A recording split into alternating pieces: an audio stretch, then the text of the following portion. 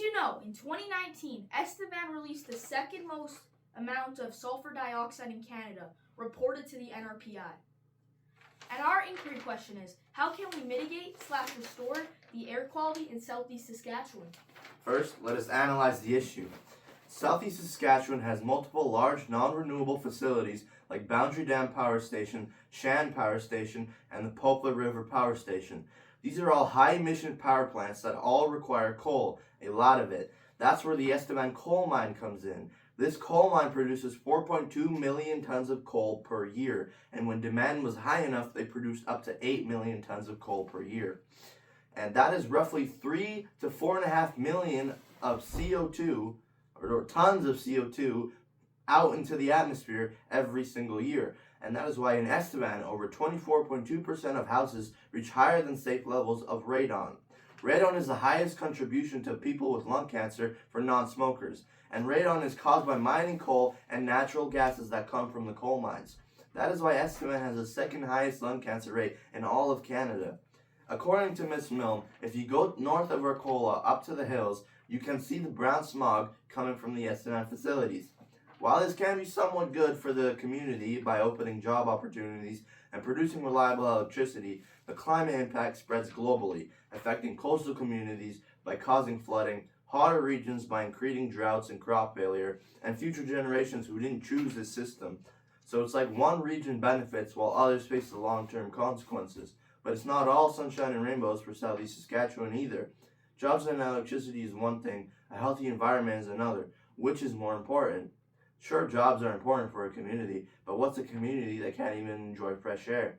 The jobs part can be replaced by more eco-friendly renewable power plants like a solar farm or a wind and hydro, and you can't say that it's not possible because the entire country of Albania gets 97% of its electricity from renewable power sources. Same with Nepal, Iceland, Paraguay, Ethiopia, and the Democratic Republic of Congo.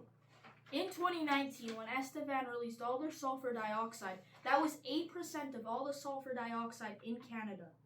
Coal has the highest death rate of 1 terabyte per hour, which is for 150,000 people. On average, 24.2 people die each year while working in coal. Coal also releases the most amount of greenhouse gases, which is 970 tons, which is 160 times more than nuclear. But Saskatchewan can still change.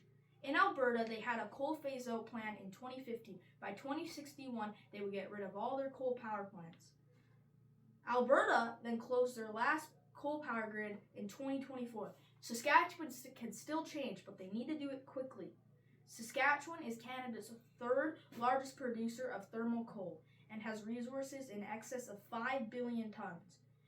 Should we use more renewable sources like wind, solar, and hydro than non-renewable sources like natural gas and coal? Yes, we should.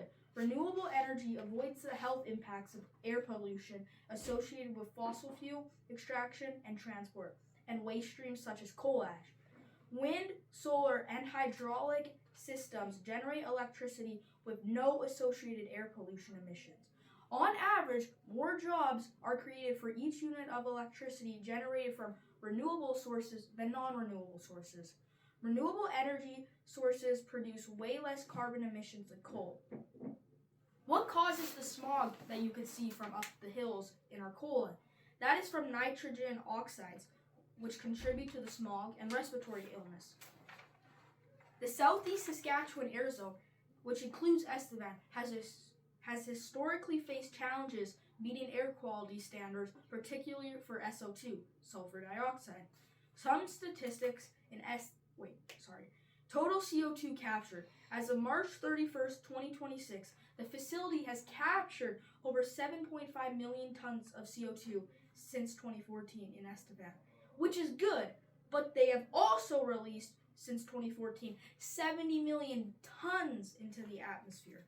Sulfur dioxide and particulate matter, including PM2.5, these pollutants can cause asthma and breathing difficulties, brain damage, heart problems, cancer, neurological disorders, and premature death. And who releases the second most of sulfur dioxide? Estevan does. Also, I checked the air quality of Estevan according to IQ Air, and the May pollutant as of April 16th is PM 2.5.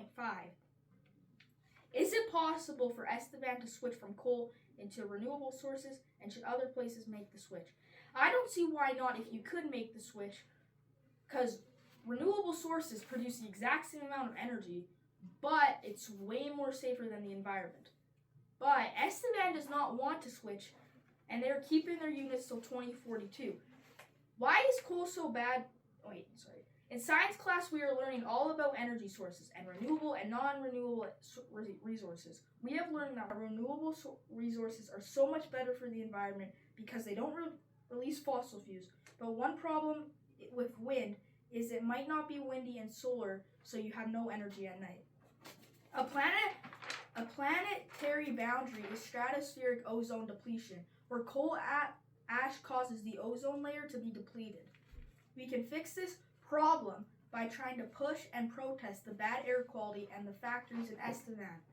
Or we could push more CCS, carbon capture and storage, to capture more carbon to go up into the skies. How is air pollution connected to climate change?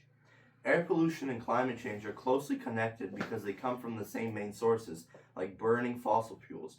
This releases pollutants and greenhouse gases that drive the greenhouse effect, warming the planet.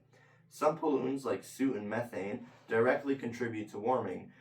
Others can briefly cool the Earth, but not enough to stop climate change.